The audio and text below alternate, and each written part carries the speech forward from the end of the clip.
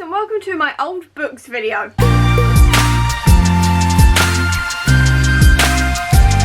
So recently I've seen a whole lot of videos where people are talking about all the unread books on their shelves, and quite frankly I'm too scared to do that because there's about 300 of those and I'm just too scared to even try filming that, let alone editing. So what I thought I'd do instead is show you a couple of the books that I've had for years on my shelves that I haven't picked up yet.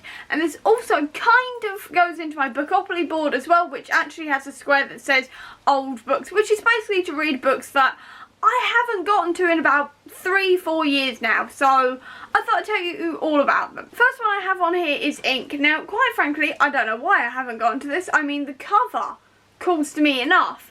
And I mean, the storyline sounds really good, and it's all about tattoos and stuff, and I love tattoos. I don't have any, but I'm really interested in tattoos, and yet I haven't read this yet. I've had so many glowing reviews and I've just sat it on a shelf, and some I've forgotten it existed, quite frankly. So hopefully Bookopoly gets me to read this one soon. With the book Witch Hunter by Virginia Becker, I've got no idea what this one's about.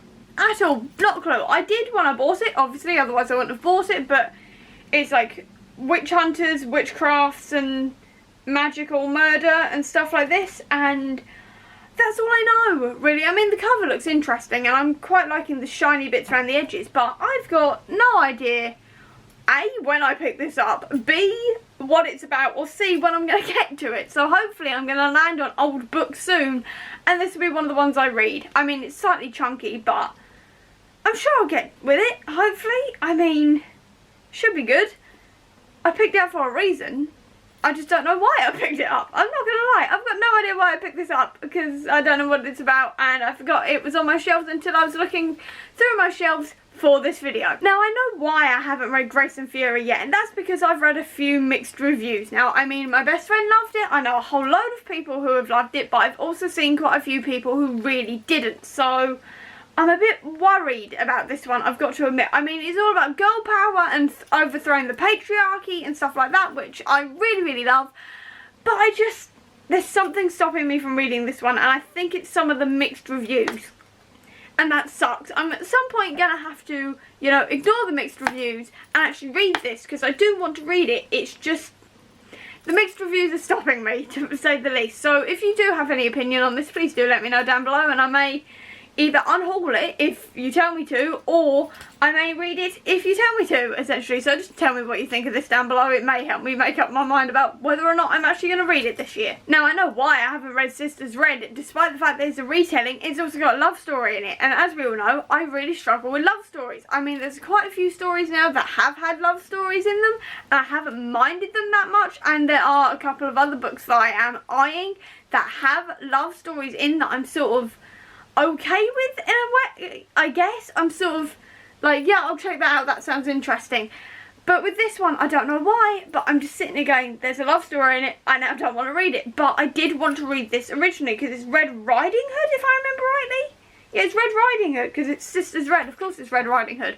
And it's like they're trying to stop girls being brutally murdered by a wolf, which sounds really interesting. So I should probably bite the bullet on this one, like I have done with quite a few books recently, and I'll probably really enjoy it. I just really need to actually pick it up and bite that bullet. I've also got Slated on this list, and I think mainly I haven't read this one, A, because it's quite chunky, and B, simply because I don't hear that many people talking about it, and I'm usually more likely to read a book if I see people talking about it. And this one, I haven't really seen anyone mention it or talk about it or anything on their channel, so I kind of forget it exists, essentially, which is ironic because this one's all about having your memory wiped, so that's a bit ironic. But I'm sure I'll get to it one day when I'm feeling a bit braver with this level and when I actually remember it exists. Hopefully making this video will make me remember that it exists. I've also got Ready Player One, and quite frankly, I don't know why I haven't read this one. I love the film. I adore the film. I've admittedly only seen the film like 3 times, but I love the film. I thought the film was brilliant. I love books and films with loads and loads of Easter eggs and stuff to pop culture. I'm a huge pop culture fan, obviously, because I am a big Marvel fan. I love all things pop culture like Doctor Who, Supernatural, Sherlock, all the rest of it. I love that kind of stuff. And yet, I haven't read the Easter egg book of all Easter egg books. You know, the one that's absolutely filled with all references to Spielberg and all the rest of it, and yet I just haven't picked it up yet, even though I love the film.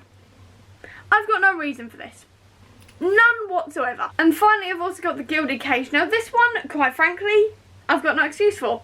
I don't have any excuse for any of these, but I've had this one on several TBRs recently. I've just never gotten to it, which really is getting annoying now because I really want to read this one.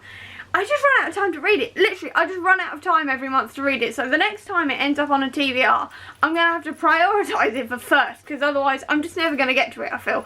I am never going to get to it, despite how much fun this sounds, or at least how interesting this sounds. I need to prioritise it, quite frankly, when it goes on a TBR. But I could talk about this for hours, because there are many hundreds of books that I have, basically across my actual shelves, across my digital shelves and everything, that I just haven't read yet. So I'm going to cut it off here before I really depress myself with how many books I haven't read yet over the last 3, 4, 5 years. So I hope you enjoyed this video. If you did, please do give me a thumbs up. Comment down below if you've read any of these books and what you think about them. And also tell me some of the oldest books on your TBR. I'd love to know. I'll also leave a link down below to all my social media if you want to check out. And if you want to see any more of my videos, please click subscribe here and over here with a link to my previous video. But until next time, guys, bye.